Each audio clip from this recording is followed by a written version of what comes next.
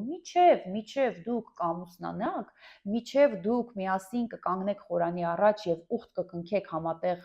հավերժ ապրելու, դուք պետք է նախ վերլուծեք ձեր աշխարհընկալումները,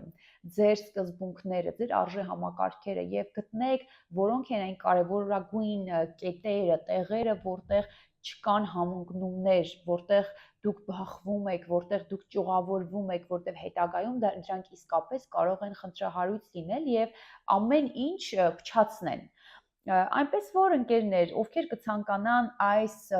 ամբողջ ճանապարհը անցնել երրորդ անձի օգնությամբ, որ այս պարագայում կարող է լինել հոգեբանը, դիմեք մեզ, ես եւ մենք խորհրդատվական կենտրոն, դիմեք ինձ եւ ես սիրով կարող եմ աշխատել ձեզ հետ, նախամուսնական այդ հետաքրքիր ճանապարհը անցնել միասին, քննարկելու այն տարբեր կարևորագույն սկզբունքները եւ կետերը, որոնք ընտանեկան կյանքում գալիս են մեր առջև եւ մենք դրանցից ոչ միտեղ չենք կարող փախչել։ Ֆինանսներ, երեխաների դաստիարակություն, որտեղ ենք ապրում, ինչպես ենք նայում